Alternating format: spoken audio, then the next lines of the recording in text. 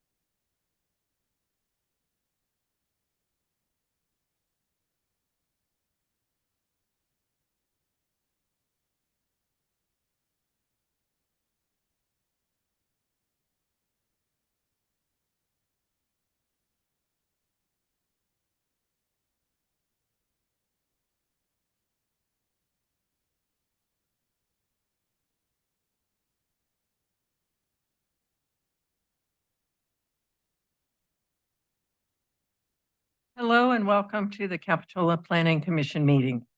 This meeting is open to the public with in-person attendance in the city hall here at the council chambers at 420 Capitola Avenue and can be watched remotely.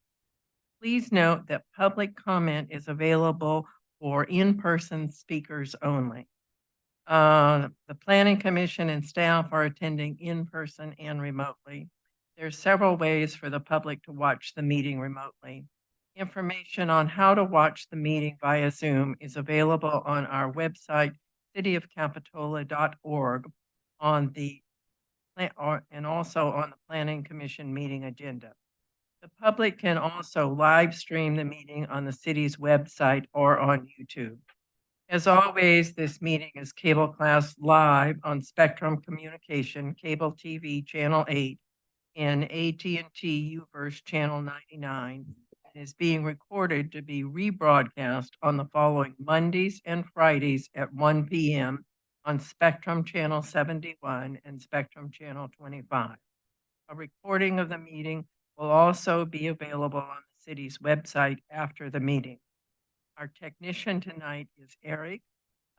Please remember to turn off your cell phones during the meeting. And just as a reminder, our public comment period will be slightly different tonight in that public comments need to be in person rather than via Zoom. So with that, we will do a roll call. Commissioner Esty, Present. Commissioner Jensen, Present. Commissioner Wilk, Here. Vice Chair Christensen, and Chair Westman. Here. Now we'll do the Pledge of Allegiance. Pledge of Allegiance to the flag of the United States.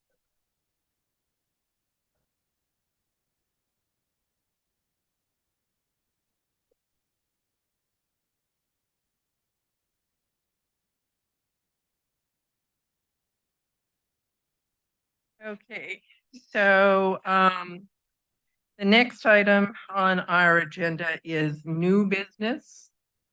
I don't think I have anything here. And then we'll move on to oral communications. And the first one is to know if there's any additions or deletions to our agenda. We did have a few additional materials added to the agenda tonight. For item 5A, we added 2 emails. For item 6A, there was 1 email. And for general public comment, we received 1 flyer. All of these have been added to the agenda packet and placed online as well. Thank you very much. Okay, so now we're at our public comment time. And this item is for short communications from the public concerning matters not on the agenda. Members of the public may speak up to 3 minutes. Individuals may not speak more than once during oral communications, and all speakers must address the entire legislative body. So is there anyone here for public comment?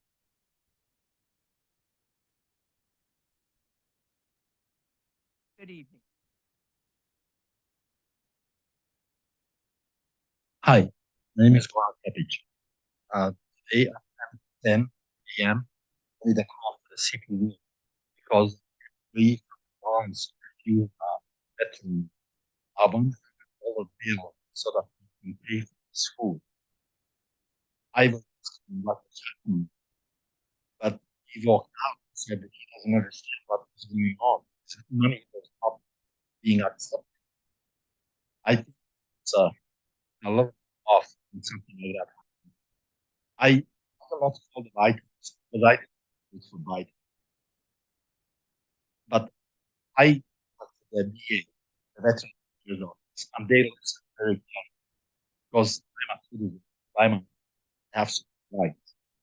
So all I want to say, I think it's a little bit a shame that something like that happens in Capitola and a business refuses customer service, even if they have a $100 bill in the hand. Thank you very much. Have a good. Thank you for your comments. Is there anyone else?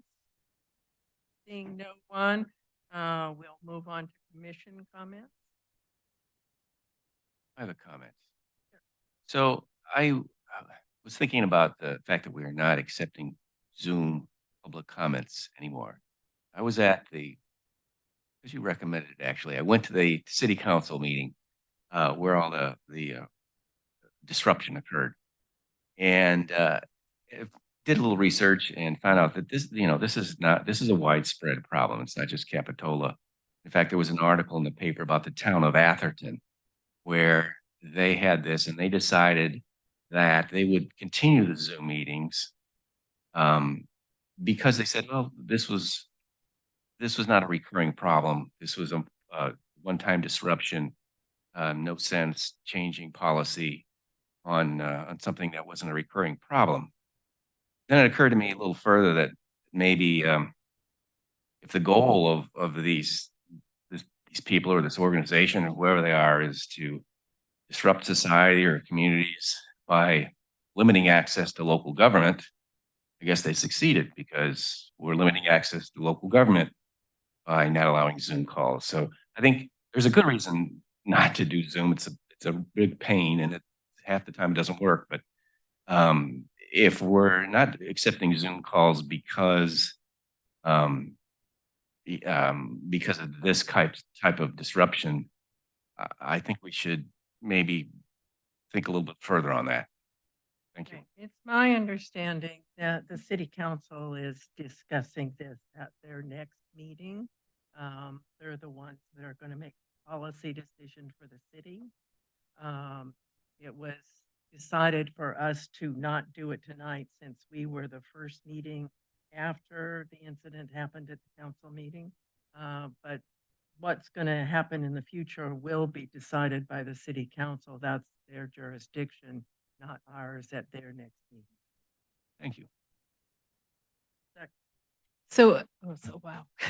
I can clarify a little more on that. So right now we are doing research on the matter at hand, seeing if there's other techniques which would to ensure that there would be no disruptions. They won't be discussing it at next week's meeting.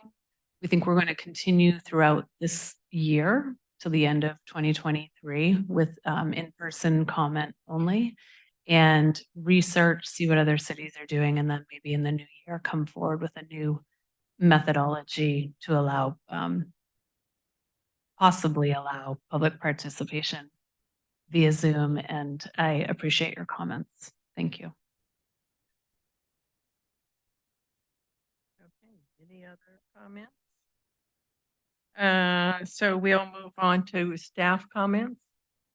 Yep. So one comment that I just wanted to bring up is next week at the city council meeting, they'll be reviewing our general plan, our housing element for adoption. So just want the public to know that. And that meeting starts at 6 p.m. on Thursday night. And then also we have Kailash here who is going to give a quick update on Capitola Road, since we're so fortunate to have someone from Public Works this evening. Welcome to our planning commission meeting. Thank you. Good evening, commissioners. I'm here at the request of Katie Herlihy, our planning department director, to give you a quick update on the status of our Capitola Road rehabilitation project that we did bring to you, I think roughly a year ago now to review and approve. That road project has begun with the sidewalk work being completed starting this week on the south side of the street. This project is from 41st Avenue, including the intersection there, through to city limits at 30th Avenue. Our city limits actually end halfway through that intersection, and that's as far the county didn't want to partner, so we stopped right there. And the sidewalk work is happening on the south side of the road, and the sidewalk work on the north side of the road will be completed, followed by paving. And the paving will start as night work only to limit the amount of disruption to the community. Paving will begin the week or the evenings in the week prior to Thanksgiving. And then the full project should wrap up in the early part of December with final paving and final striping completed. So we're excited that this project has come to fruition and we were able to do the full project from 41st all the way to 30th. Thank you. So I have one question for you while you're here. I noticed that they were doing some work around the Capitola Avenue Bridge that goes over the freeway. And it's my belief that we approved when we talked about the highway expansion that that's going to be closed for a period of time. Do you know when they're planning on closing that bridge? I have a small update. I spoke last with the RTC who's running that project for the widening project that you're referencing that does require the replacement of the Capitol Avenue Bridge. My understanding right now is that they will be doing pretty extensive public outreach to make sure that the community is aware of that closure upcoming and the detour that will be in place to allow those residents to still access those neighborhoods. I think their rough schedule is sometime in the spring that the bridge would be demoed with, and I don't remember, don't quote me on the duration, but I think they were anticipating something in the range of an 8 to 10 month closure to do the full rebuild of that bridge. But further outreach will come and the RTC will be engaging with our staff as well as our community to make sure everyone's aware of that. Thank you very much. I have a question as well. Don't mind. Sure, go ahead. So I'm trying to understand the Capitol Road. This is like on 41st Street. Oh, Cap Ave. So over the freeway. Is that the right one? No, you started out talking about Capitol Oh, Road, sorry. right? And so around 45th Avenue, and the idea was we were updating the road and sidewalks and whatnot to accommodate an affordable housing. This is headed in the other direction from 41st Avenue headed towards the city of Santa Cruz, like towards Oh. Live Oak. Okay, so well, but nevertheless, the affordable housing project is, and we were going to do some sidewalk or some changes there too. Is that moving forward? That project is moving forward. So we have building permits that are ready to be issued. They just need to come in and pay their fees. And there's two separate permits. One is to do work in the street and the other is for the development. Thank you. Thank you. Just while we have Kailash here, thank you. Can you give us an update on the wharf? Yeah, so we're about 1 month in on wharf construction.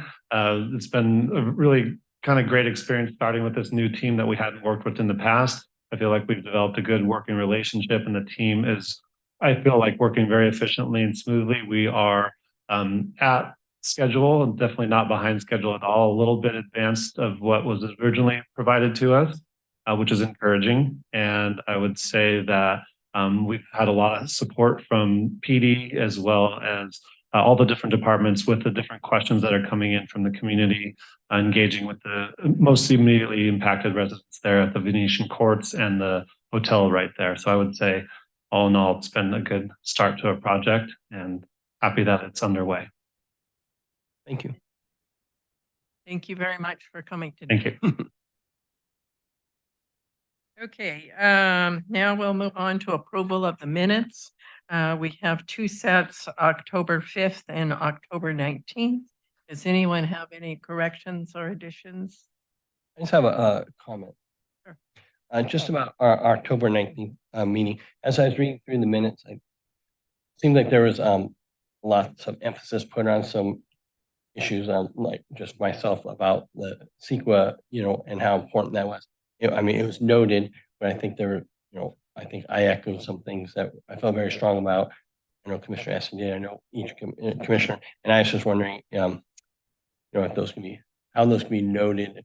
If you just read it, it says like Commissioner Jensen noted concerns about the CEQA, and I think those, I think overall, I think we all shared as much as we voted and supported the housing element and everything. Just as those comments would be noted very clearly in the future so that when we reflect back in the future, when we look at these projects, that we can reflect back and say, well, the CEQA was a very important thing, or water concerns and other issues like that. And so it was, so I think the timestamp of this commission was clearly noted that they supported it, but had concerns that hope that they would be addressed in the future. And I should mention, in terms of minutes, we really depend on our video these days. So we try to keep the minutes more brief than we would have done 10 years ago, because video is available and we can always go back and look at the videos. So you'll notice because I know there's a lot of great comments that are made in this hearing, but to keep it succinct, and we as staff, we go back and look at the videos to see what was said a lot of times, so. Thank you very much. So would you like to add something into the minutes? I think they were reflected. It's just, you know, I think everybody had a very strong point of view, and that I think that wanted to be carried forward. And so it was just, I just don't know how that translates back to it. Obviously, it was recorded correctly, and I appreciate the work that was done. It's just, I think it's important that how can that be reflected back to when we look, just using my issue as a sequel, that when it's another small project that comes forward, and another project, that when does that kick in a full EIR and stuff like that. So that's all my comment was. But I don't think I need to add anything on that. I appreciate that the staff would go back, or our community go back to look at comments that were made to make sure that the next time things come up, that we can pull back and that there's a track record history that these comments were made and reflected forward. Thank you. So would someone like to make a motion to approve the minutes of October 5th and October 19th? Okay, we have a motion to approve. I'll second. And we have a second. So, we can just say all in favor? Aye. Aye. Aye. It's carried unanimously. All right, now we're going to move on to our public hearing. And this is a regional bike sharing permit. And we have a staff presentation, and we have a representative from the police department and public works department to help us if we have questions. Thank you and good evening, commissioners. This is the permitting end of the regional bike share program for your review this evening. And as mentioned, we do have, get to my introductions, we have a lot of resources here for you to help with questions. We have a B-Cycle general manager, Kyle. Kyle's with us in collecting sites, and he's also working regionally at Installation County and at UC Santa Cruz, and can help us with any program related questions. We have Kailash Thunder, Public Works. Kailash has done a lot of work in scouting sites and actually looking at mission clearances and kind of boots on the ground review. We have Officer Noah Sharon, who does outreach and education related to bicycles and e-bikes in the community, and also on the enforcement end. Tonight's goals is to certainly get input from Planning Commission and the public. This is the first time this program is available for public comment. Also, the initial motivation of this program goes back over 5 years. And I've got a slide deck for you to be reviewing various permits for 18 sites. And so we would like to have as many of those sites that achieve Planning Commission consensus to be approved tonight. And then also identify sites that we need to explore alternatives or bring back some additional information for the commission. We're going to do that under cover of a permit amendment.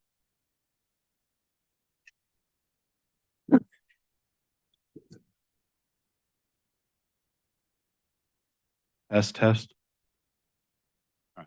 So moving on, a little bit of background. I'm going to move through some of this a little quickly, just because a lot of it is in the staff report. But the initial direction from the City Council for staff to initiate steps for this program was a move made in 2018.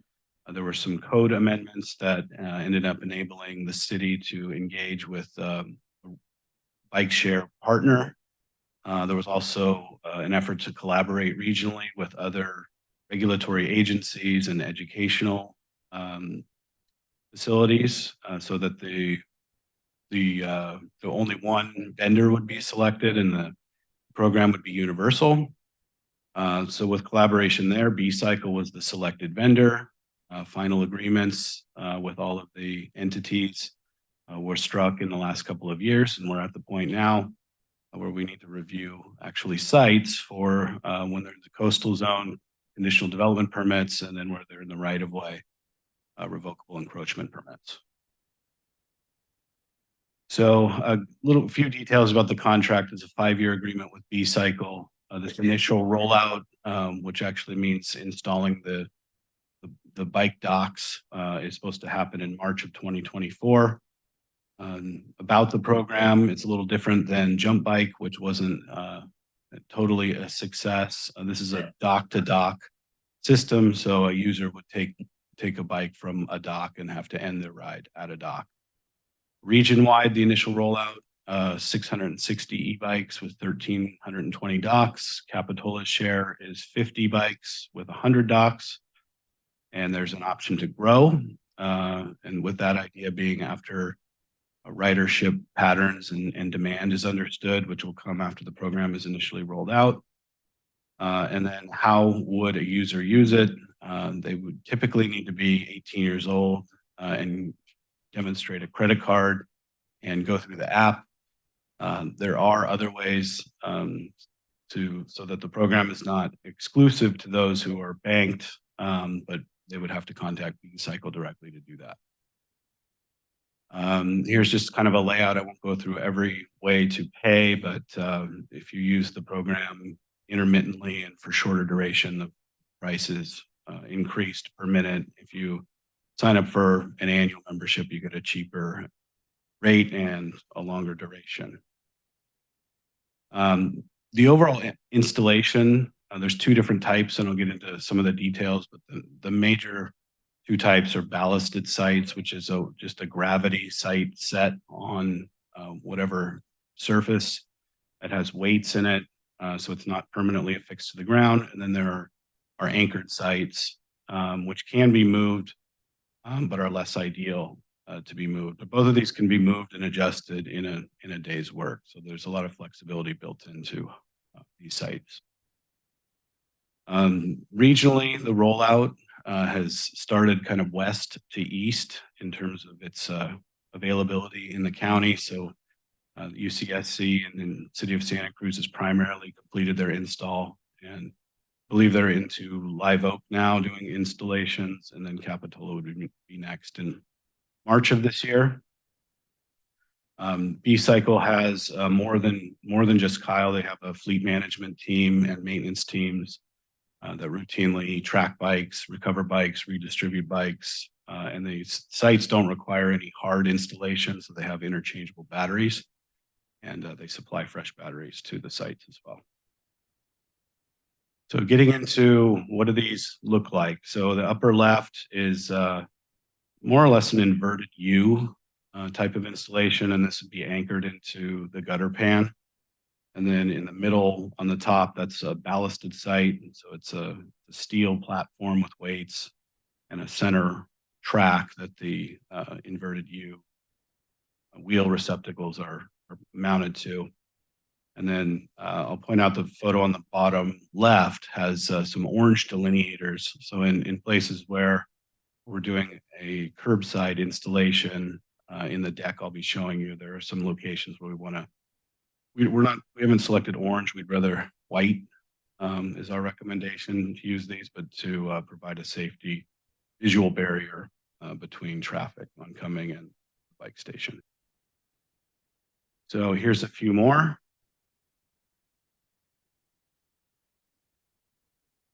And then this is some installation details for the ballast. This is just showing you clearances and the different types of installations. And then similarly, clearance details for the anchored type of installation. And we used these details on the left, we used these to figure out where to actually locate a lot of these sites so that we'd have the appropriate back out distance, not be backing out into bike lanes or traffic lanes. And so a lot of this went into the planning, and I cut a lot of these details into the individual sites. And so I'll be mentioning the type of install as we go.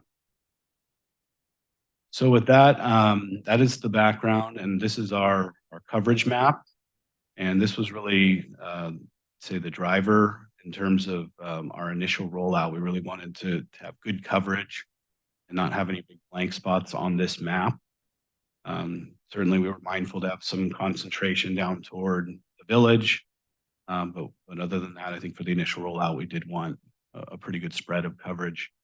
The other thing to point out here is along the left-hand side, we've got 3 private properties in the shopping centers along 41st. And B-Cycle will be working independently, trying to negotiate to have the sites sited on those properties, but we don't have total control of that, nor do we need to be permitting those sites, but we're depending on that to fill in the west side of the map. So I'm about to get into the individual slides for these sites, and I think it probably appropriate for there's clarification questions for either me or our resources here.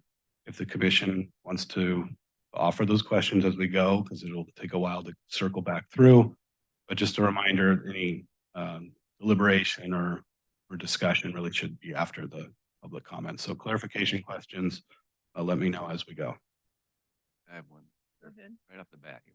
So, well, how long is the permitting? Is it a year, 2 years, 5 years? How long these stations? How long are we committing to having these? The contract is for 5 years, and the permitting would just be renewed with the contract. So this is a 5-year commitment. There are a lot of safeguards built into that contract. Should anything go wrong with the program, there's ways in which to. Yeah, I was thinking. Yeah, there's a safety problem. We wanted to pull out, or the. Yeah, so the contract was, as Brian said, signed by authorized for signature earlier in the year, but there's a lot of protections in that contract in which if we're having too many issues that we could remove ourselves from the contract. Anyone else have a clarifying question? I have 2 quick ones. So you're going to be able to rent one of these bikes even if you don't have their app on your phone. There's going to be a way to rent it at where the bikes are. Can you hear me? Yeah, so you can rent with an RFID card. You'll have to contact us directly to get one of those, but I mail them out every Wednesday. Okay, but say I'm a visitor from out of town and I arrive in Capitola and I walk up to one of these stations and I don't have your app on my phone.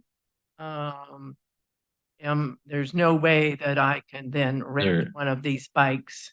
No, there's no instantaneous way, but like I said, for anybody that's localized, we have RFID cards like these, which you can go up and tap on the docks and it rents the bike. So that's a little bit of a more localized solution, but it is a potential.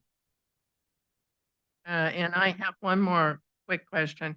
We're being told that these go from one dock to the next dock. What happens if someone leaves a bike somewhere and doesn't take it to the next? Yeah. So with that, there's a $75 fee if they're not returned, and then potentially you could be banned either temporarily or permanently from the system. If you then create fake accounts, we can block your financial payments. I mean, we can go as far as necessary to remove members from the system to ensure the viability of the entirety of the system. Thank you. Yeah. Sorry, I have one other question.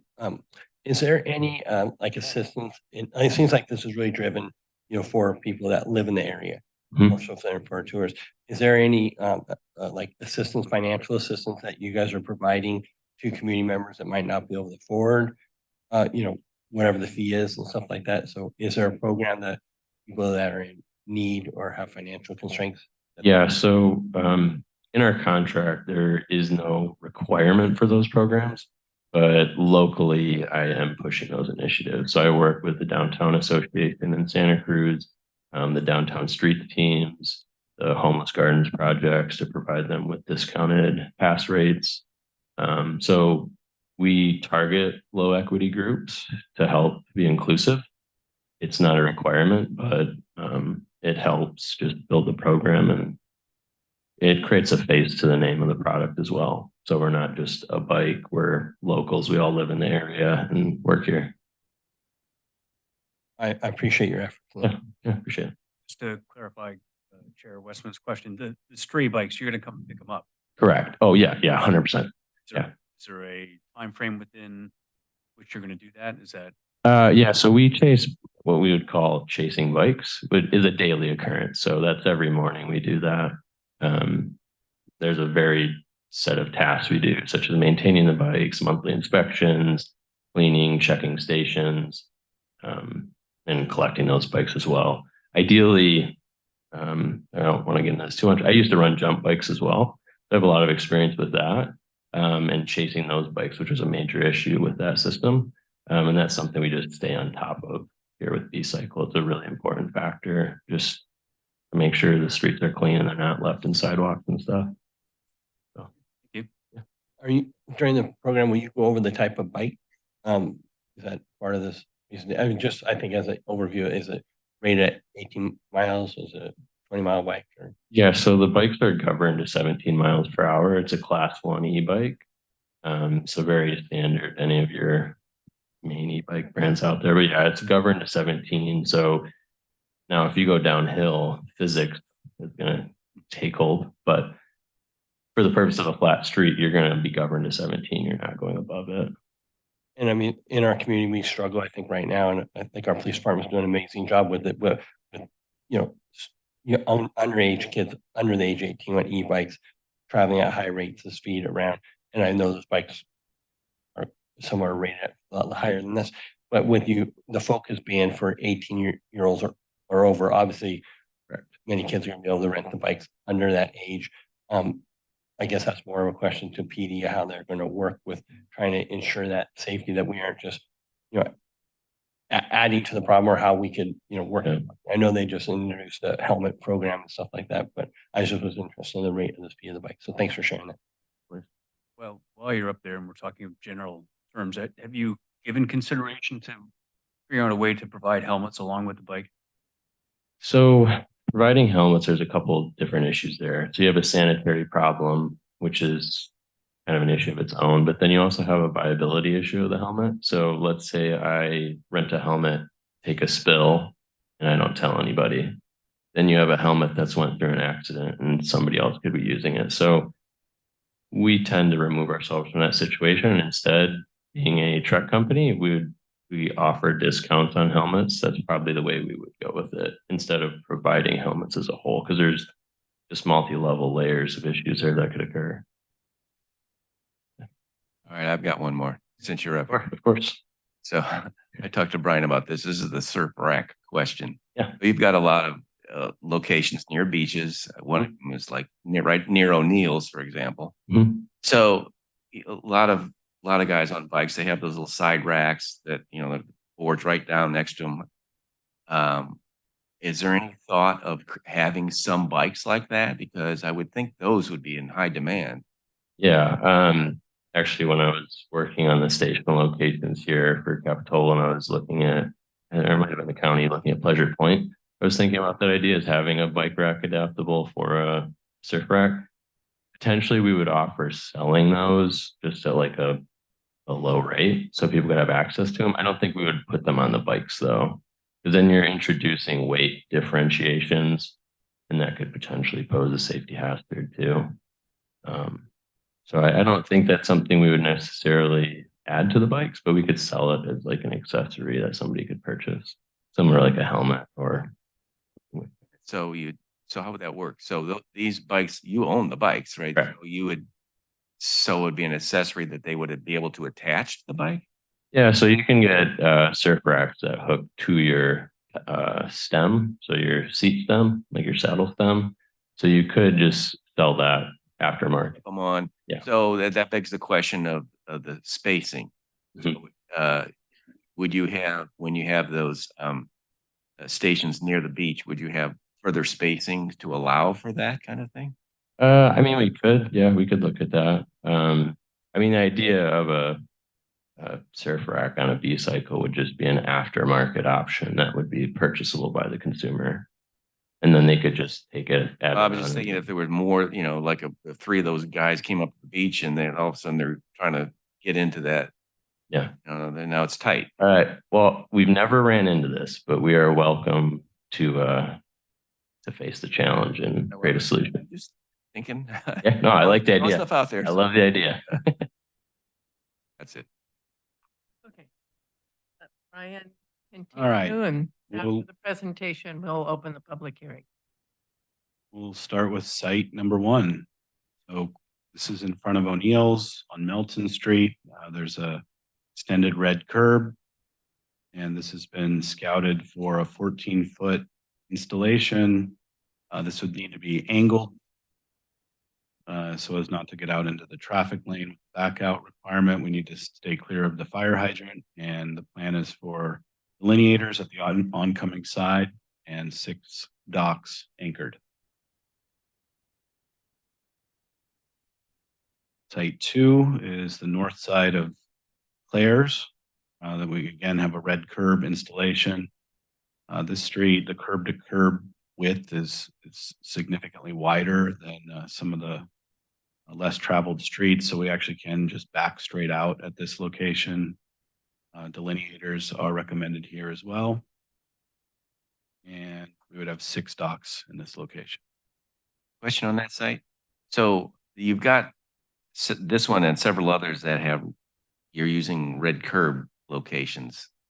I mean, the reason for the red curbs are you don't want just cars there. I assume that there's some danger. I mean, like that one particularly has a power pole right next to it. I mean, is there any safety concern about just, taking over or accommodating these red curb areas?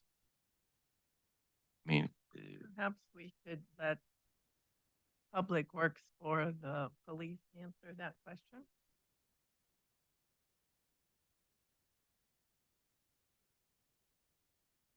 Yeah, good question. The selection of the red curb areas here, these are primarily areas where red curbs are installed for sight distance, and having it not be a full-sized vehicle like a Tahoe or a Sierra parked there, you'd still be able to see as a driver coming out of that driveway.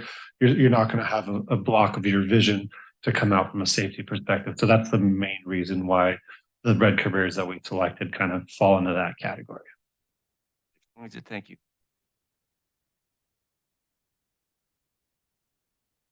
All right.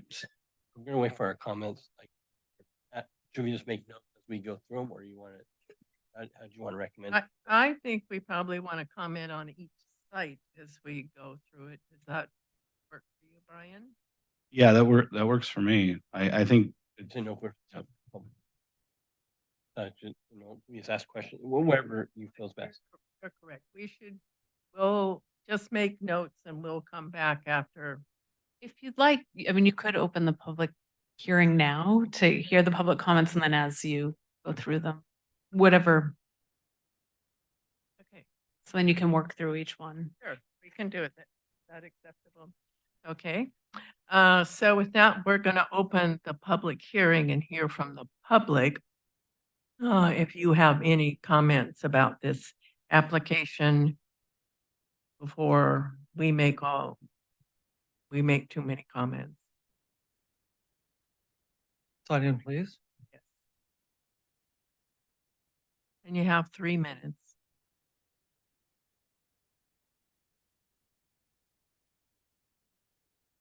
Good evening. My name is Neil Savage. I live up in the drill box. I'm very much looking forward to the e-bike rentals. I think it's fabulous that we're working across the county so I can go from one end to the other on an e-bike. I commute into Midtown 3 days a week. I should cut that down to 0 with an e-bike. I'm here actually to talk about being cautious about what you put into the village. Right now in the village, there's too many pedestrians, too much congestion, and I think it'll be a mistake to have sites 12 and 13 in the village. And I think it'd be smarter to move them into the parking lots. Already bikes that come down Cliff are coming into the village at high speeds and are a hazard to the pedestrians walking into the village, adding inexperienced riders at high speeds. We heard about gravity there. On heavy bikes, e-bikes are very heavy compared to a regular bicycle. I think it's not a good idea. I think my recommendation to the commissioner would be to start out slow, to see how it goes, and be conscientious about adding bike stations in the village. I think they should be on the peripheral of the village instead. Like I said, it's already can be a mess on popular days. And I'm guessing from experience, once we have experience, I think within 5 years, you'll find yourself looking at keeping e-bikes out of the village at all. Because I think we'll find that they're dangerous like we have found with skateboards. Thank you. Thank you very much for your comments. Anyone else would like to address us?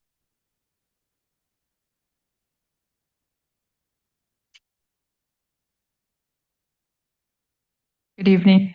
I'm Paula Bradley, a resident of Capitola and a cyclist. And I'm really excited about the B Cycle program.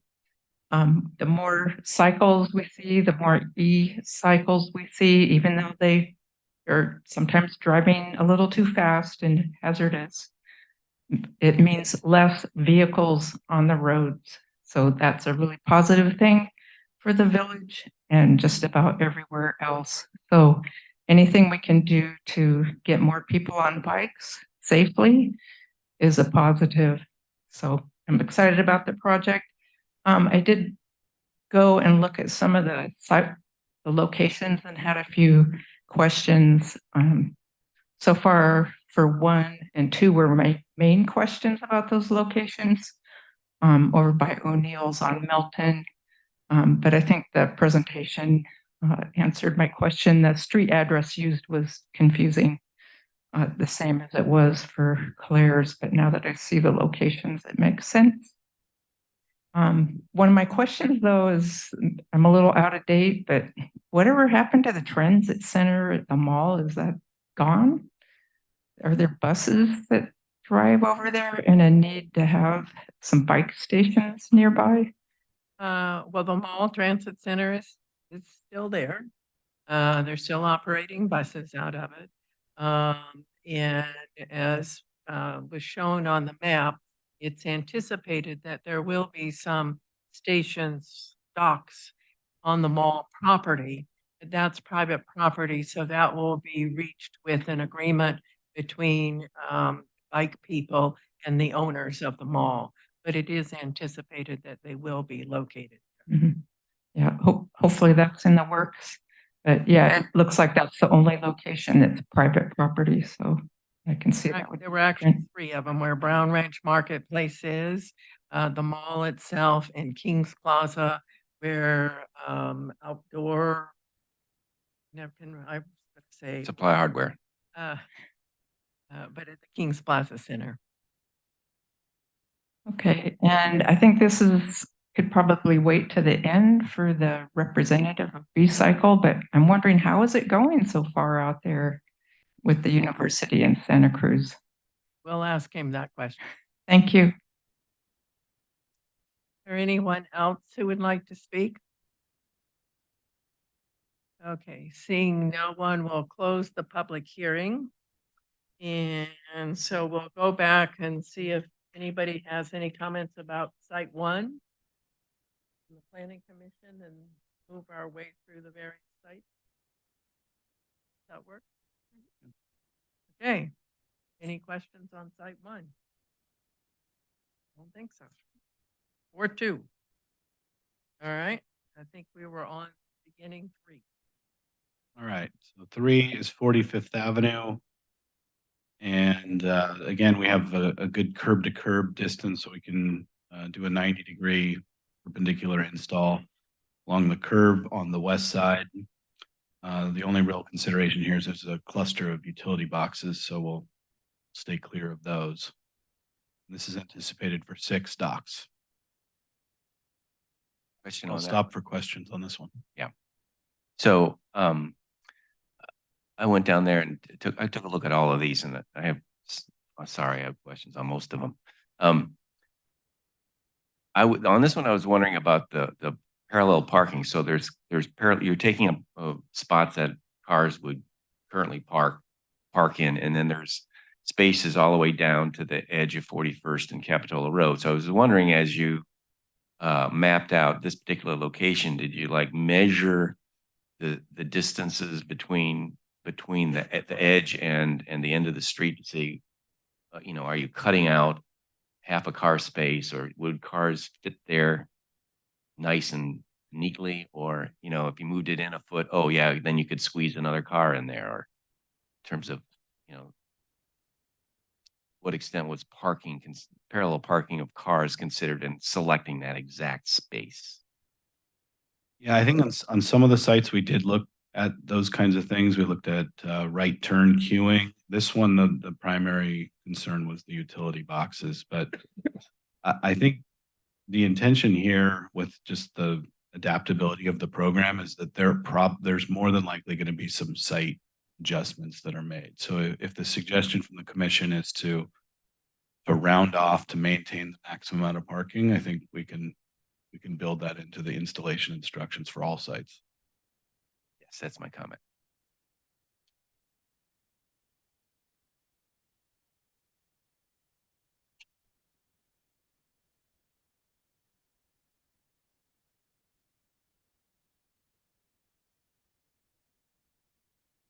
All right, site 4 is the parking lot at Jade Street Community Center. So there's a bit of a reserve curbed paving space to the right side of the one-way entry drive aisle that is red curbed for not fire access purposes, not emergency purposes, really just to not have vehicles parking there and potentially block the drive aisle. So we had a space we could use here, and these would be ballasted perpendicular 6 docks at this location. Questions on that one? And number 5 is across from the library at the park at Rispin. So there's some space in between the poured stair and ramp. And this would also be a ballasted install. We will verify that there's no blockage of the path. That was the main concern with this site. Other than that, it has good length for up to 8 docks.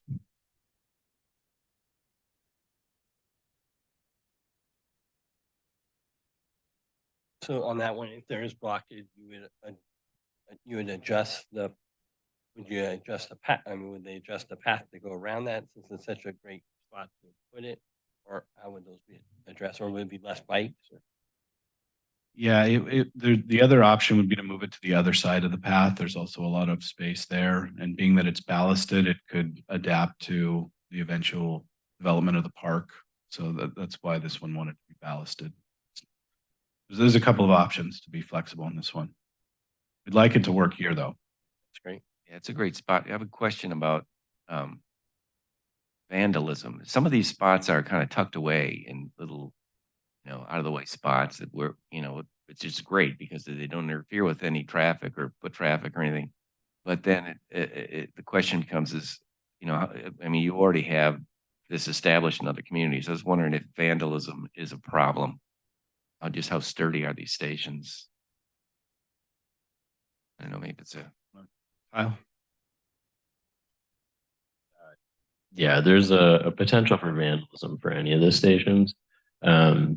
This site, that was kind of in my mind a little bit as well, but I'd be kind of surprised if we saw a lot of that there. The ballasted racks are almost impossible to damage, to be honest. The dock itself could be damaged, but you'd really have to put a lot of time into it. We don't see a whole lot of individuals like vandalizing the racks themselves. Typically, it's like theft of parts on the bikes. That's the most popular. So less so the docks. I personally wouldn't be too worried about this spot though. but well, any of the spots. I mean, you've looked at them all. Yeah, anywhere. I mean, what I've learned about bike share over the years is that regardless of where you put any of this stuff, there is a potential of vandalism.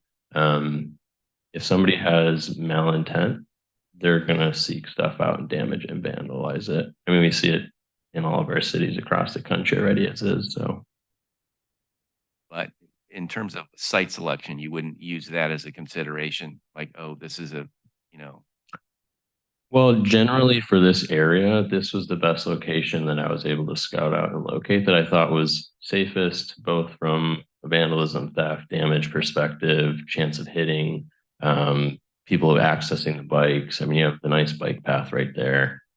I think it just generally it's a good spot. Now that being said, if we do have a lot of vandalism or something there, I would work with our city counterparts here to relocate it or to find a new place to move it to. Actually, where that occurred to me was when I was looking at the one near New Brighton.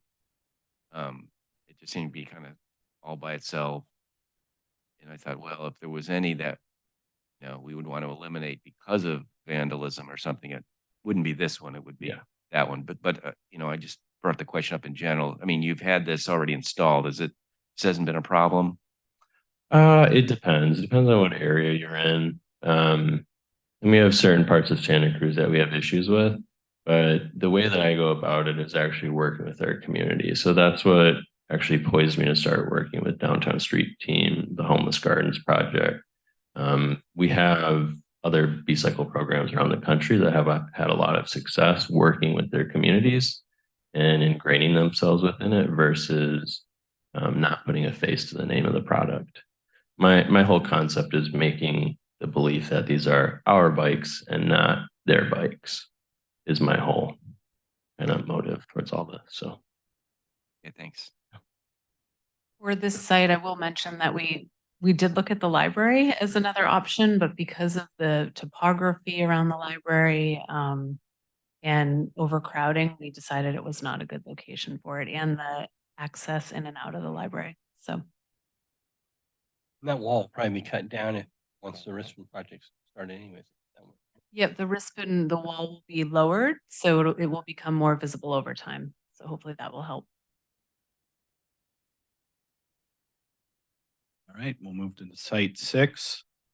So this is the bus stop in front of a parking lot that's used by Shadowbrook.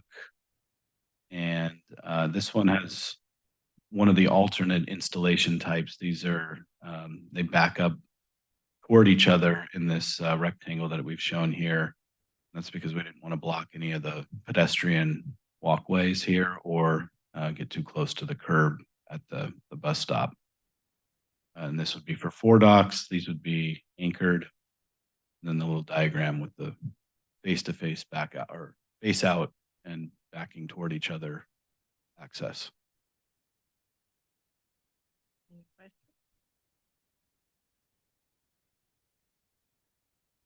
All right, number 7 is at it's kind of a dead end. It's where 49th and Prospect kind of wrap around and turn into each other.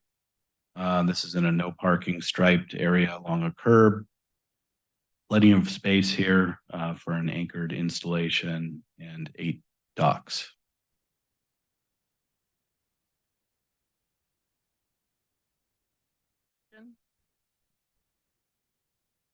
Okay.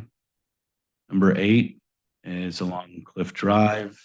There is an angled, painted bit of asphalt next to some paid parking. Little bit cramped in just this angular space that's a remainder. So we were only able to fit 4 docks in here, and this would be a ballasted site. On that location there, isn't some of that right now cordoned off a little bit for parking from this standpoint of what the condition of the cliff is at this time? That's further down the street, closer to the village. So this is the higher up of the parking areas that are along the bluff. So, I have a question for us. We did get a comment from the public about the spaces in Capitola Village and suggesting that perhaps the parking for the bikes should be more on the edge of the village. And it seems like if we were going to do consider something like that, we would need to have a lot more parking spaces on the edge of the village. And I just wanted to get a little consensus. Do you have concerns about? I don't think we should limit. I mean, I appreciate the concern and I understand the concern. I think that having centrally located docks is important, more important than the congested problems. I think that being able to transport the bike into the village, dock it, go to work if you work in the village, or go home if you live in the village is more important. Driving, putting the responsibility on those individuals to be careful. I don't know. Yeah, I mean, I appreciate the concern about, e-bikes hurling down Cliff Drive in Monterey, but I'd rather have an e-bike than a F-150 or a Yeah. Tundra. And I think we should flood the village with these things and get the cars out of the village, personally. Agreed. I tend to agree, although again, I appreciate the comment and as I was walking up to this site, there were some guys on regular bicycles hurling down there 40 miles an hour. And yeah, I was glad they were lightweight bikes and not e-bikes, which are probably much heavier. So I appreciate the concern, but yeah, I think the advantages outweigh the disadvantages. So I would tend to be in favor of village parking. I had actually an additional question. If people are, I guess this is for the representative, sorry, I keep making it stand up and sit down, but just out of curiosity, I was looking through your website and just the frequently asked questions, and it says that there's 30 minutes is the allotment of time from when you check the bike out to when you redock it.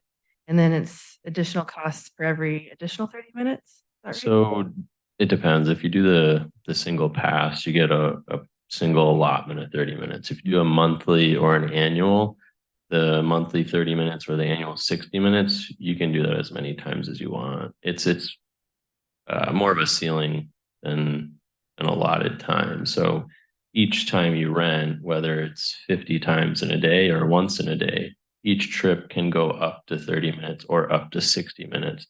And then once you go past that threshold, that's when you would pay the additional $3 for 30 minutes. I'm just curious with these smaller sites that are in populated areas, are you running into any, say if you took a bike from Santa Cruz proper, clear over to Capitola to go to work, say, or whatever. Yeah. And you find that some of these smaller docking sites are full, that bike then, I mean, how do you remedy that? Yeah, so that does occasionally happen. Typically, we'll see it on campus just with it being so busy. Unfortunately, we don't have alternative options to docking the bikes. Customers have abandoned bikes, but they receive $75 charge each day it's not returned. We then each day find the bike and return it typically. The way I look at that is we determine the size of the stations to launch, and then demand is what really informs our next decision of where do we add more docks.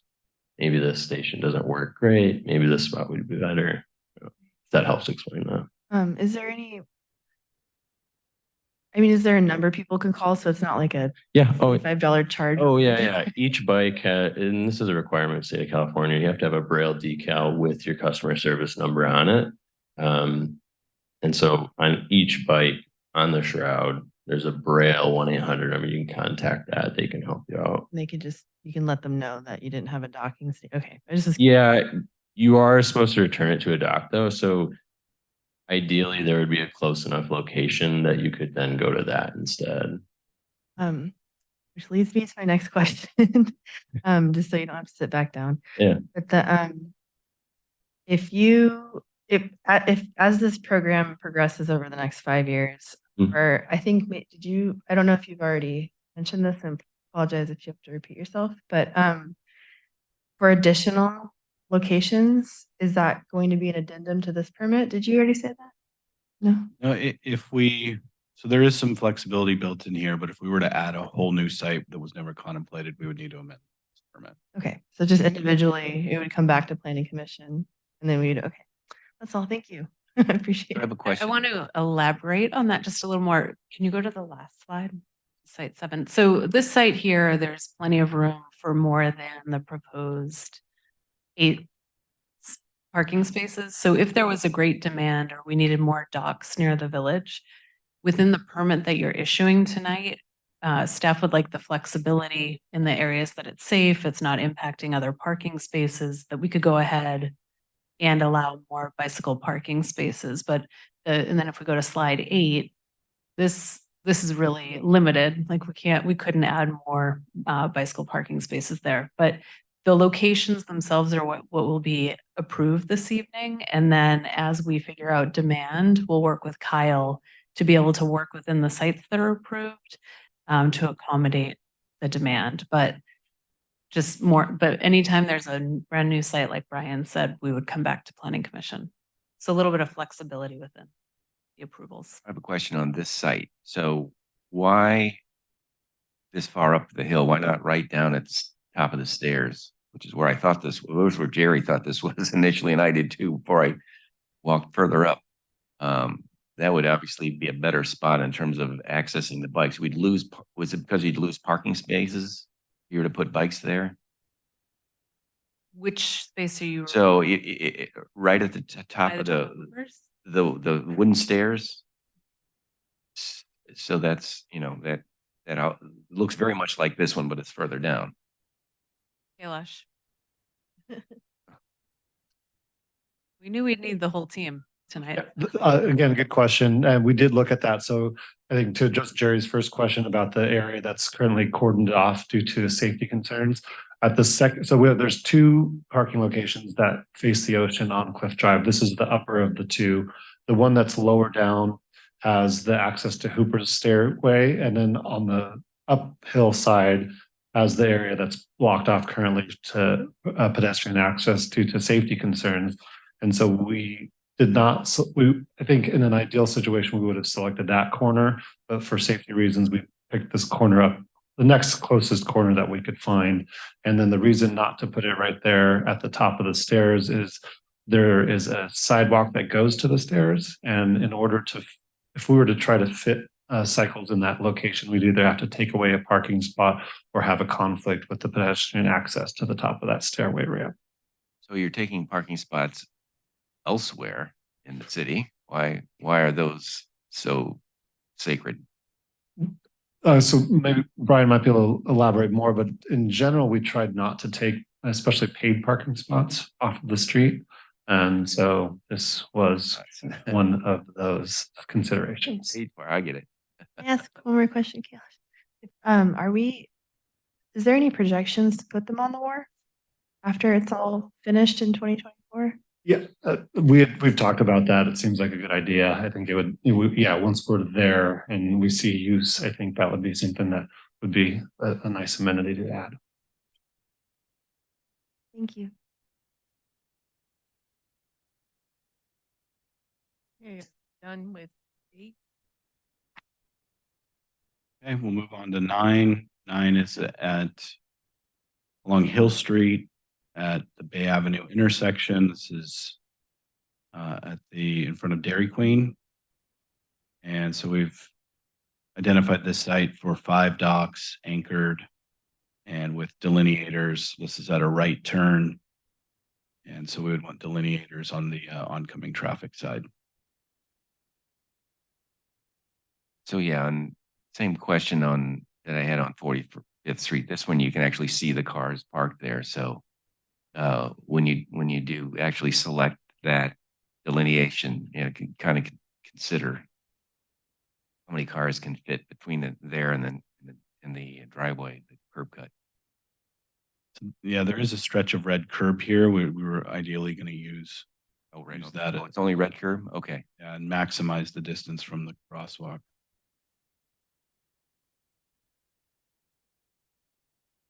All right. Okay. 10. So this is across from Gales at the intersection of Bay and Capitola Avenue.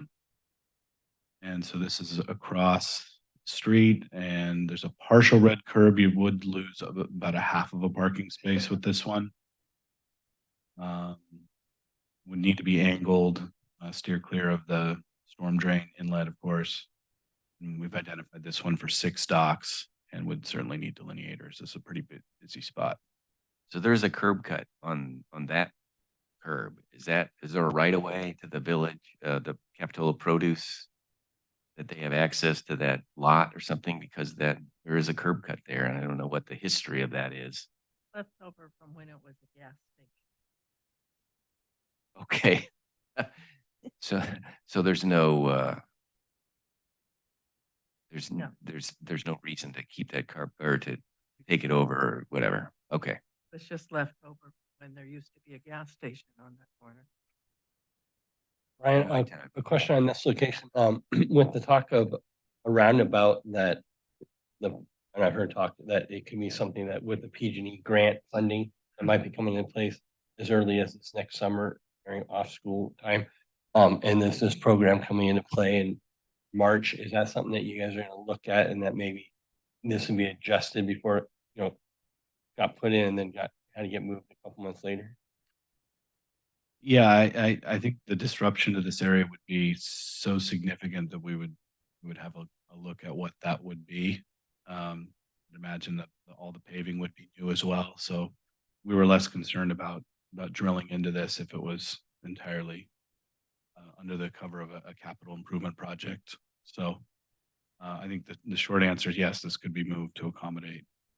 So it might be put in March, but then if that project was gonna start in June, it would just be relocated at that time. That's right.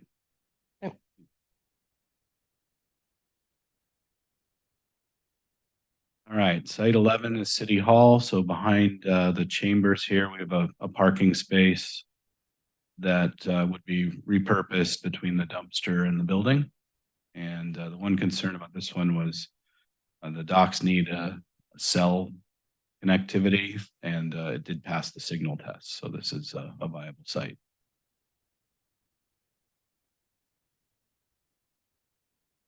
Questions?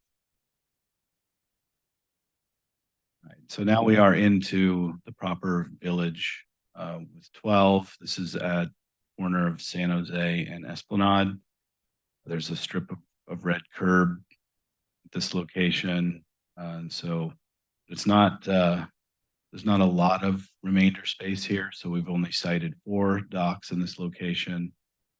Also, the police tend to stage in this location, so we would work with them in order not to disrupt their activity. But that was the only real consideration. Other than that, it's a pretty central location and could accommodate 4 docks. Oh, I was wondering on this one if it made some sense to move it a little further back from the corner, since there is a fairly large area with red curb there that's not being used. So it's not quite so close to the corner itself. Are you trying to preserve enough room for the police to still be able to park behind the bikes? I believe that was the reason for that is because they oftentimes will just park there while they're down in the village. So it was to preserve space for the police. Is there any thought about the new law that's just going into place with the viewing standpoints for cars on these corners? It has to be uninstructed, I think, right? Would this not count because bikes, would that be not under instruction in those areas?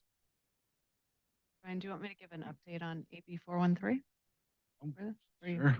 Yep. Okay. So a new law just passed, AB 413, and it requires that cities not allow parking within 20 feet of a crosswalk. So this would comply with that standard. You are allowed to have bicycle parking within the 20 feet area.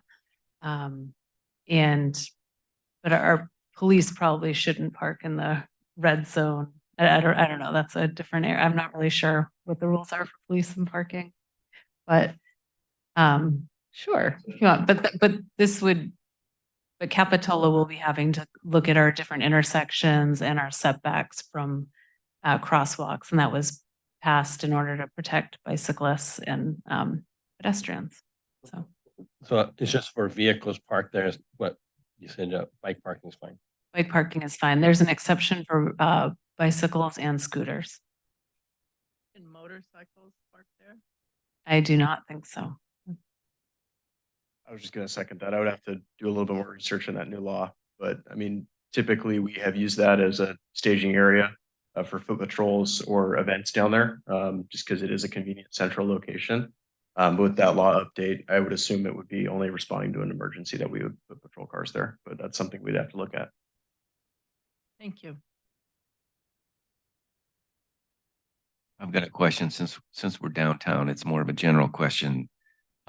Since you're gonna be looking at private property in Browns Ranch and 41st Street, have you looked at Quality Market? That's right down there in the village.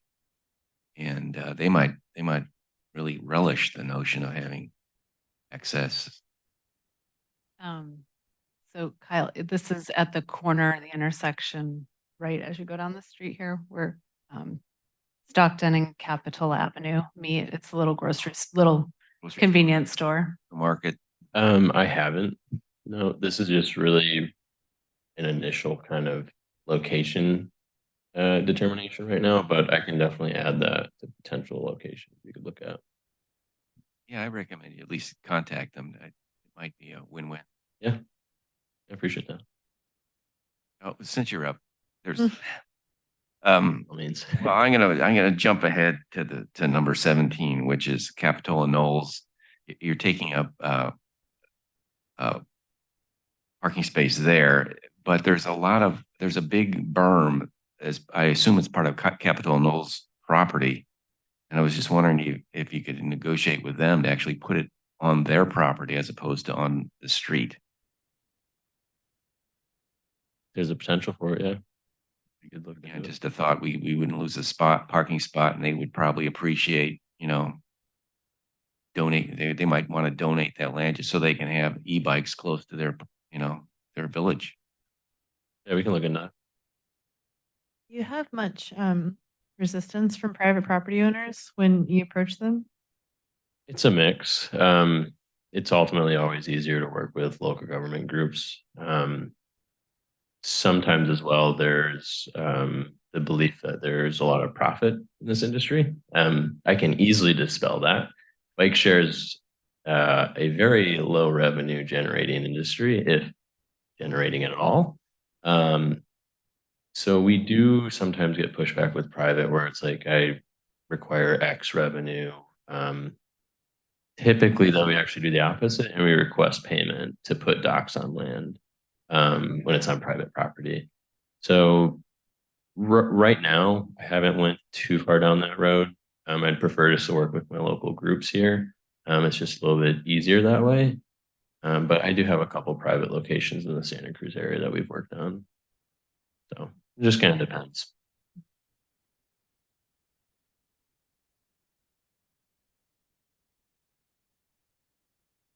Okay.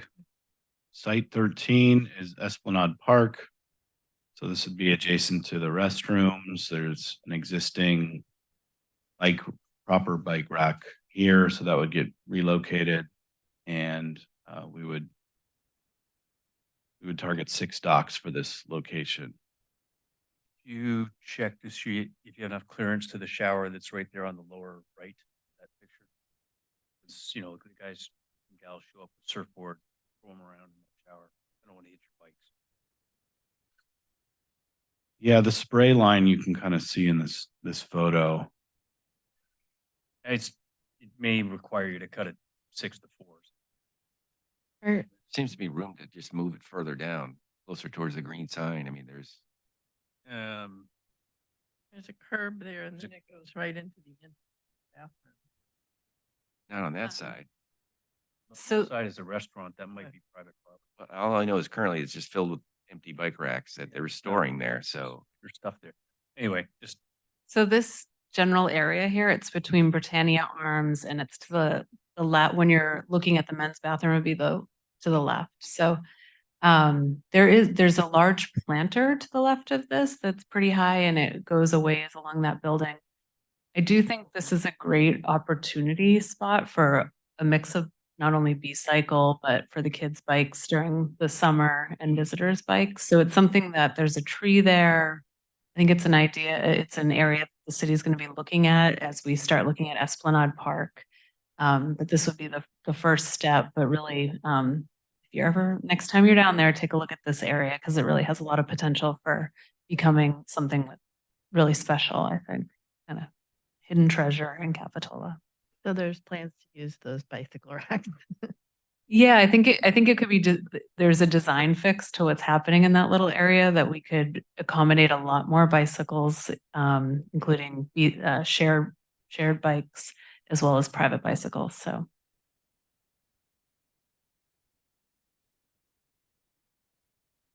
All right, 14 is on the uphill side of the parking lot. This is actually a bit wider than the photo does justice for. This is about a 10 or 11 feet wide strip of mulch. And the idea here is ballasted plates would sit on the mulch, and there's a lot of room here for at least eight dock locations. Any questions? Okay. All right, Monterey Park. So the detail on this one, we forecasted 4 docks for this location. Public Works separately is working with PG&E. There's a gas line that runs underground at this location. PG&E is looking to install a regulator valve and pour a few concrete pads. So one thing that Kailash is working out is to potentially have an additional pad located here that would help accommodate bike installation. It would be on park property exclusively. Any questions? All right, number 16, Kennedy Drive and Monterey Avenue. We're looking to put 4 docks at curbside here with delineators. Our sighting notes were to stay 50 feet behind the stop stripe. There's some heavier vehicles and trucks that come in and out of this street, and queuing for a right-hand turn. We wanted to maintain a bit of clearance there. But the general note that we want to minimize parking loss also means we'll put together something that makes sense to not cut parking spaces in half to the extent we can between the curb and the church's curb cut. Is how I would look at that here, is to maintain as many parking spaces as possible. Any questions on this one? All right, 17. So this is the one we just talked about. So this one was targeted for 4 docks at the far side of the Sir Francis intersection with Kennedy. I've got the note that we may see about private property cooperation and locating it on the Knowles property, but again, we'd follow the same direction and try to make the spacing breaks between parking spaces and the docks work out. Concern there was that when I'm looking at this spot, it seems to be there specifically to service Capitola Knowles. I mean, that's a huge apartment complex, taking up a parking space in order to have a docking station for them. So, I would think that they would be willing to put it on their property, save that spot. Isn't there a crosswalk that serves right there too? And so it might just be an option too, if we're going to lose parking in the city because of the 20-foot as we approach the intersection or to a crosswalk, it might be something to look at. I thought there was a crosswalk. There's not an option. I don't. Kailash, I know we spoke a little bit earlier today about a crosswalk in this area. If you could elaborate. Yeah, so I think as Dr. Hurley pointed out with that AB 413. 413, because there is a stop sign right there, this could be shifted to go into that zone that we no longer will be allowed to accommodate parking, and then just switch that on-street parking spot to a bicycle parking spot. So in a sense, we're being forced to take one parking spot off the street, but then we can add 4 more bicycle parking spots. So hopefully the net is still usable for that section of the community. The answer.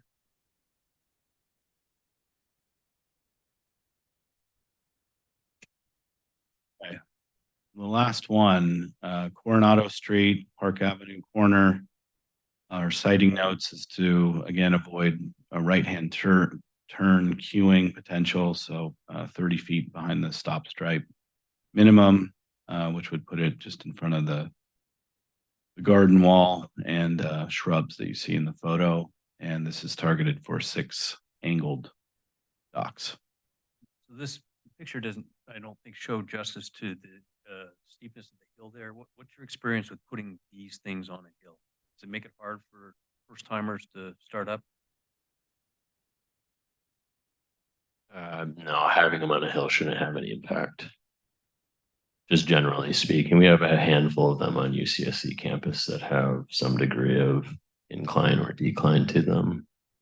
So as long as we're putting them in a good angle and the base is not offset or anything, regardless if it's angled anyway, like should go in fine.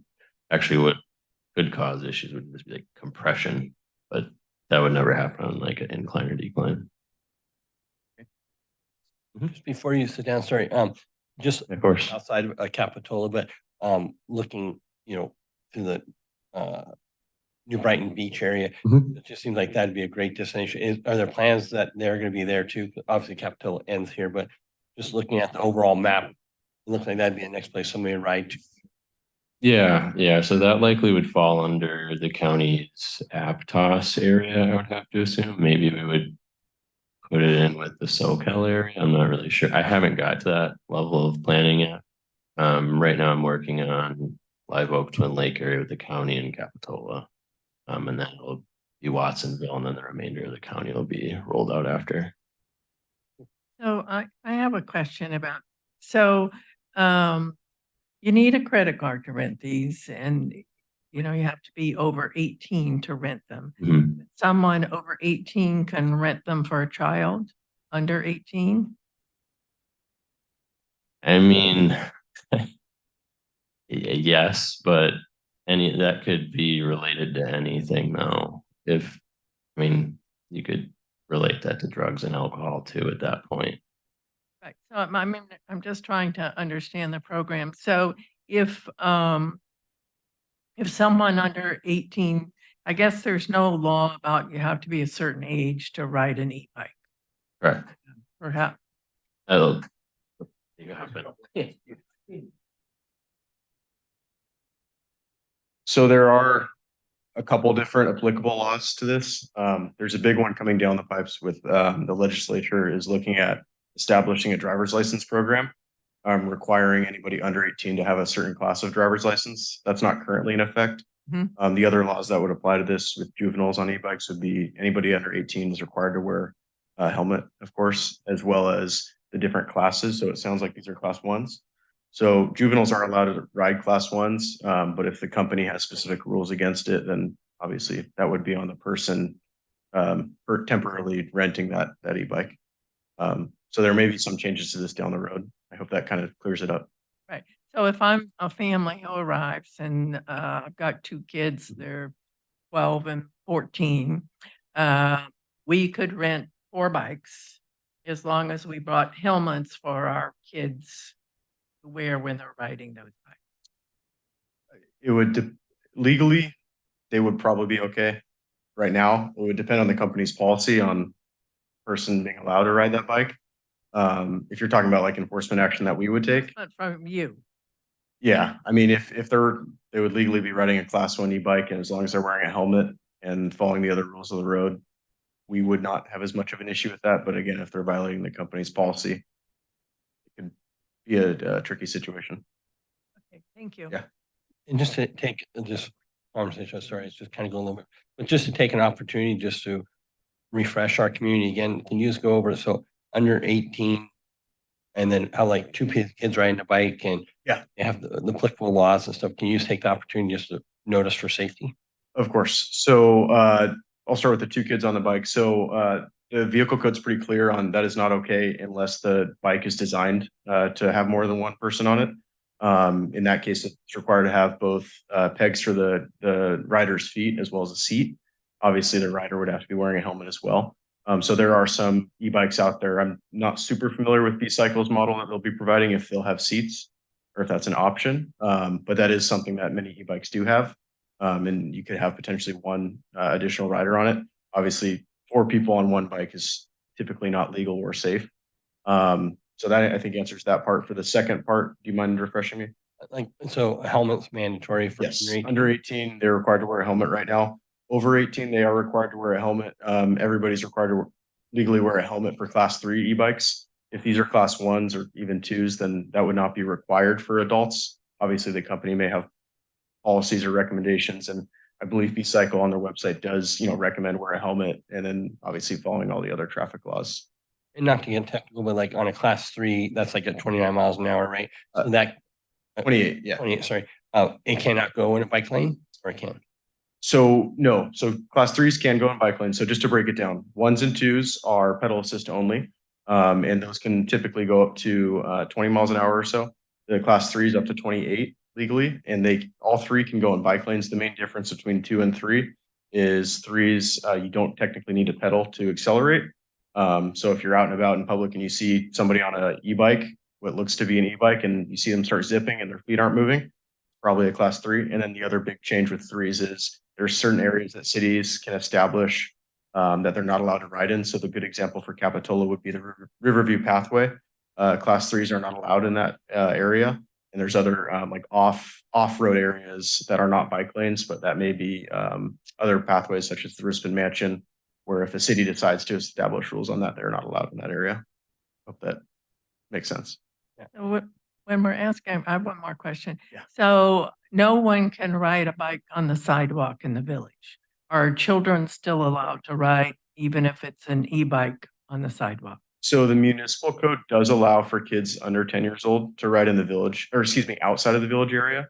Inside of the village, the municipal code does not allow for anybody to ride on the sidewalk, whether it's a skateboard, e-bike, or regular bicycle. Correct. Outside of the village area, which if you look into the municipal code, it does define kind of the general geographic area surrounding the village as well.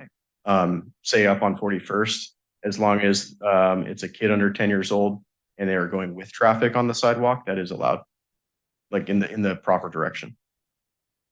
And just, sorry, last 2 questions. Just can you highlight the program that you're working on right now with the helmet program? And then probably the downside of what's your guys' code enforcement and educating, and then to a certain level, when does somebody get a ticket? I'm sorry, what was the last part? When there's something? Like when would somebody get a ticket? Okay, for sure. abusing- Yeah, but let's be positive first and talk about the helmets. Yeah, absolutely. So the police department is doing a lot of positive outreach with the community. We've really tried to step up our social media outreach. I'm sure you guys have all heard of the 3 E's when it comes to traffic safety, being education, enforcement, and engineering. So I kind of focus on 2 of those. Education, obviously, we have been working a lot with New Brighton Middle School. We actually have an upcoming event this Saturday at their Harvest Festival, where we will be donating helmets and lights to kids that are in need. So look out for that. We do want to work with the school on that because that has been a topic of concern. We've also had more education up there with a school assembly that myself and other officers have done recently, where we go over some of the rules of the road for e-bikes. So it's something we want to focus on. And even though it sounds like theoretically nobody under 18 should be on B-Cycle bikes, that's something that we want to make sure that the community is aware of what they can and can't do with this. And then the second part, as far as enforcement, we typically like to start with education, even if I'm pulling somebody over.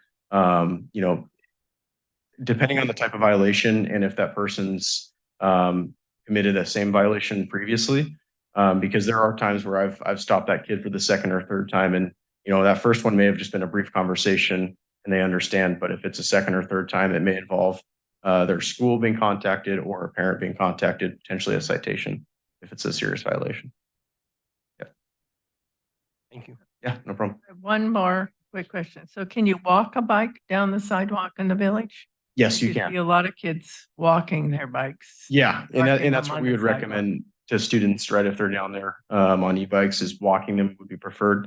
There are also municipal code and vehicle code rules regarding leaving bikes to where they're going to block the sidewalk or businesses. And obviously that could get tricky when you have a lot of kids down there, but we would prefer that, yes, they're following the rules when they're walking the bike on the sidewalk. It's fine. Thank you. Absolutely. Question on 18 there. Yep, that lower left-hand picture is supposed to be there. I couldn't find that view anywhere at that site. Oh, that's a representation of what delineators look like. So that is generic, just info. Nothing to do with the site specifically, but it would. Couldn't find that. So I walked around. Where the heck is he looking? All right, so I'm gonna wrap up there. So again, we are recommending, we'd love to walk out of here with approvals. Certainly if input from the public or the commission necessitates that we do some additional research, we can do that. But the goal is we'd like to get as many sites tonight approved so we can get B-Cycle some runway for their installations and planning. I just want to recap the notes that I have that we can incorporate into the program. One is to minimize loss of parking.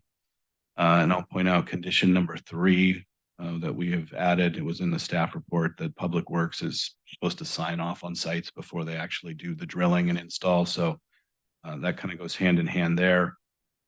For site number 12, we wanted to pull back from the corner. That's the one at San Jose and Esplanade. We will try to help B-Cycle get in touch with Quality Market as well as the Knowles property. And then we will double check the clearance by the shower at site 13 Esplanade Park.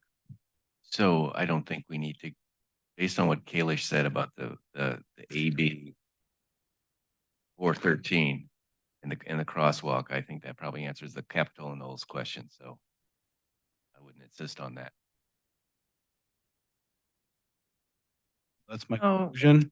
Yeah. Thank you. So the way I understand this, when we make a motion to approve this, and do we need to include some language that says there's flexibility for the number of bike docking stations to change within the site based on use? That and- would be preferred. Yes. Okay, and that if there are any new sites added, those sites will come back to the planning. Yes, and if you wanted to, I think you could in your motion say something that as long as the site is within a block, if you want to make it more broad, knowing just the example of across from Gales, and if the roundabout were to go in, that it wouldn't have to necessarily come back to planning commission. So it's just how flexible you would like to be with it, but So it seems like when the roundabout gets approved, that would be incorporated. something, yeah.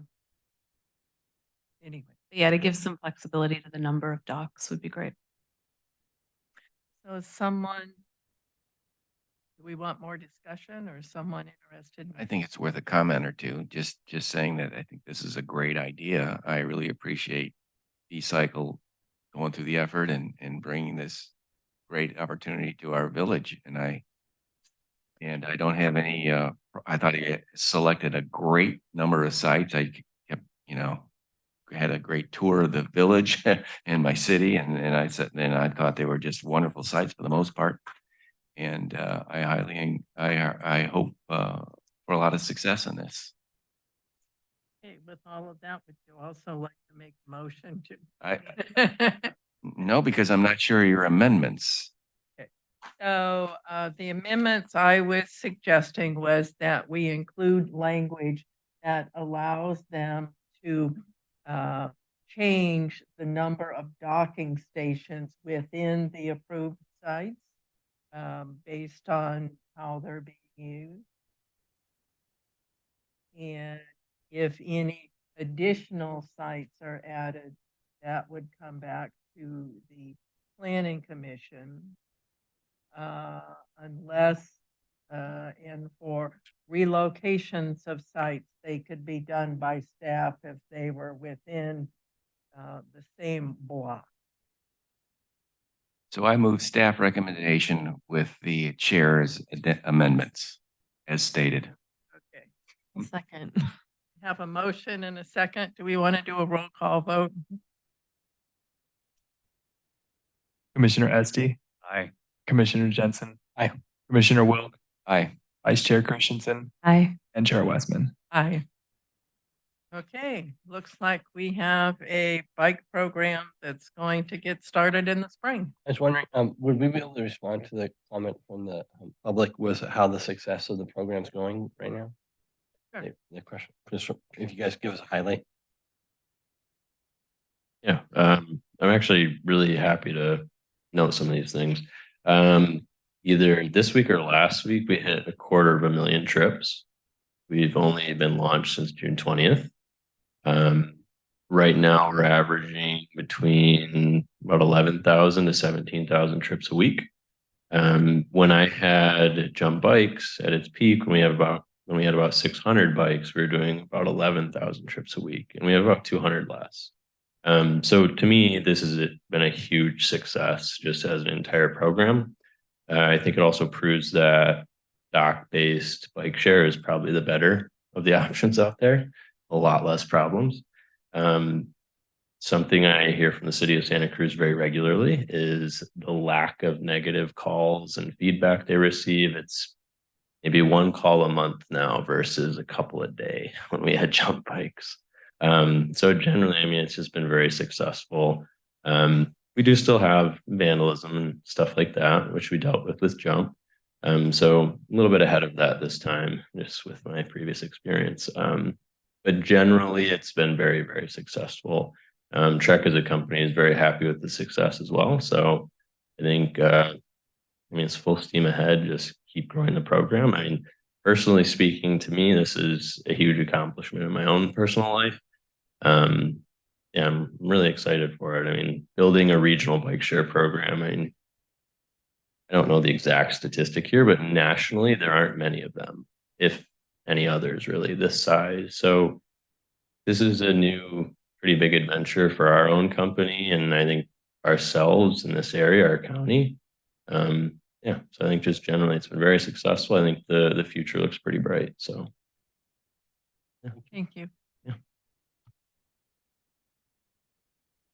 Okay, so now we will move on to our director's report. Oh, thank you all for being here, all the staff as well as the public on this issue.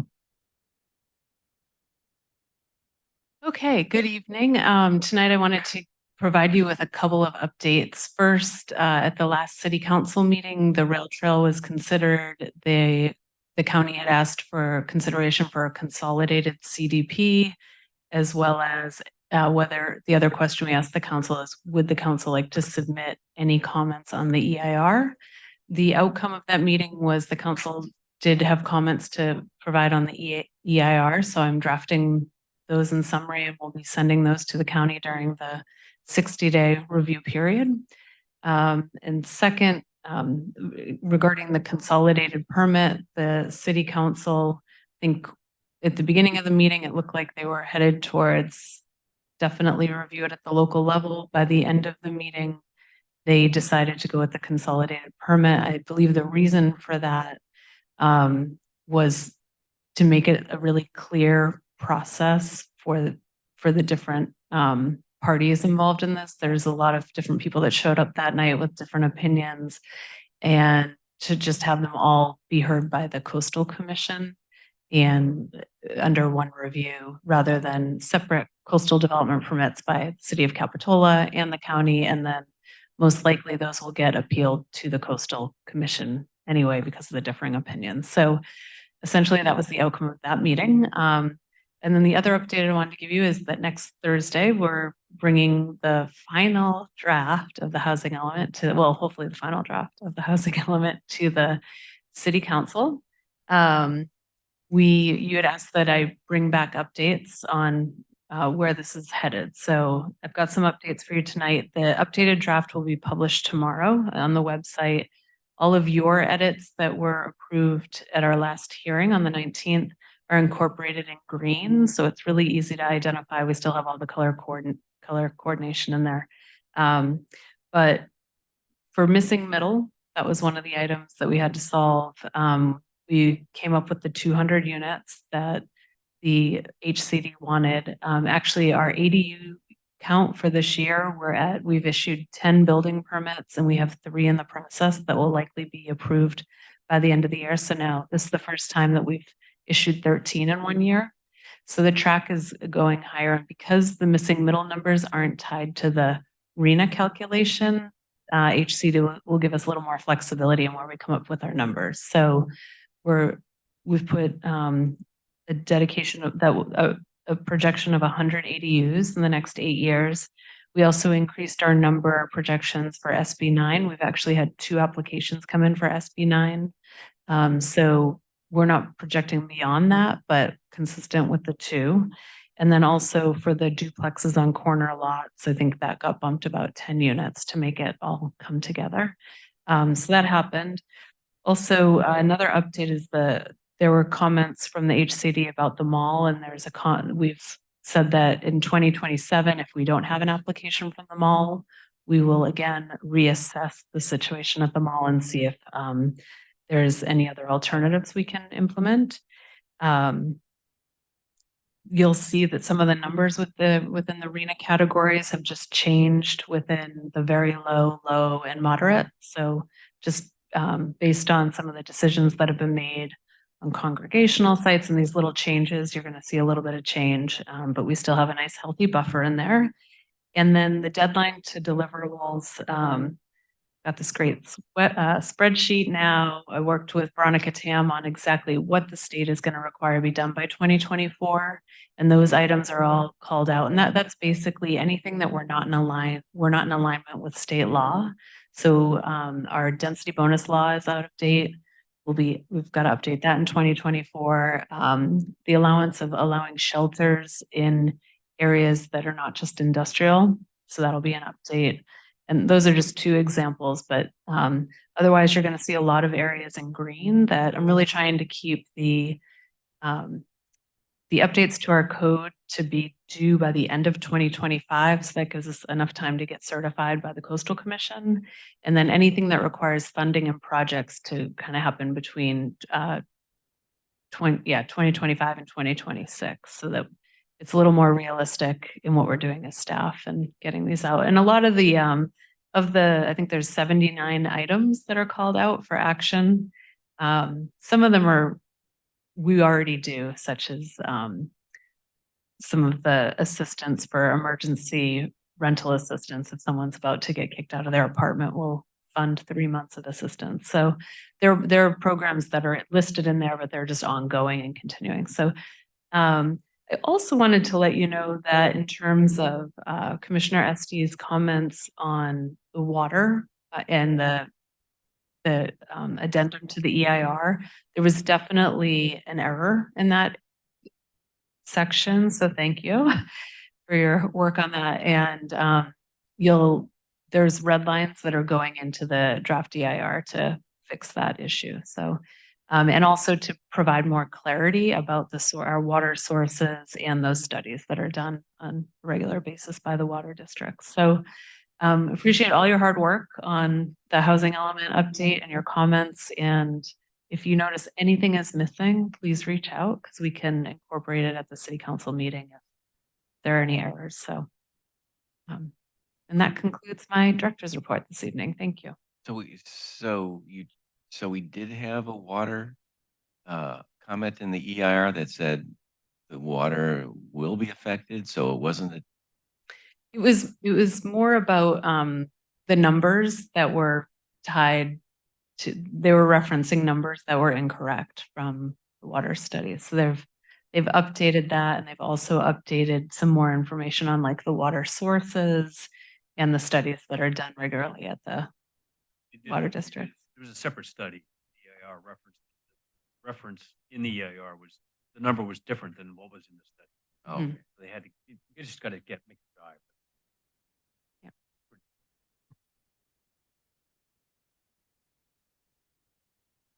Are there any updates, any future projects that we'll be seeing in the near future?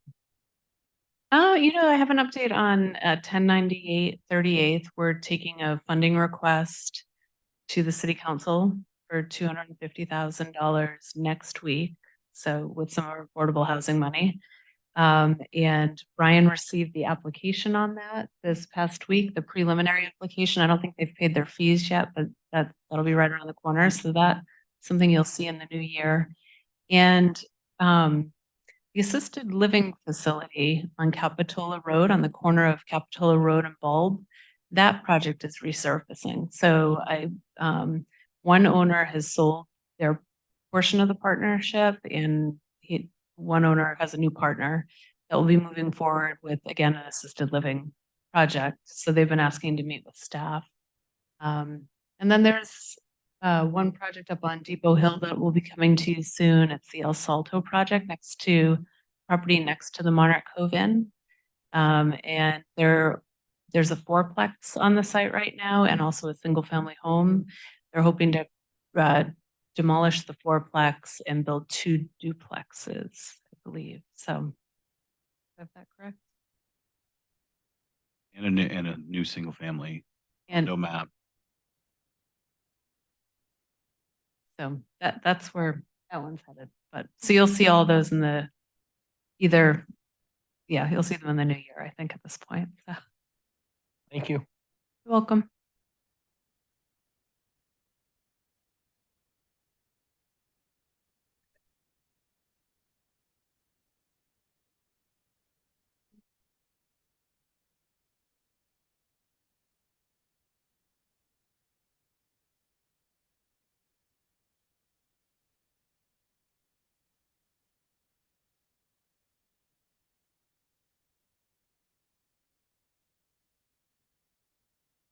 Wow.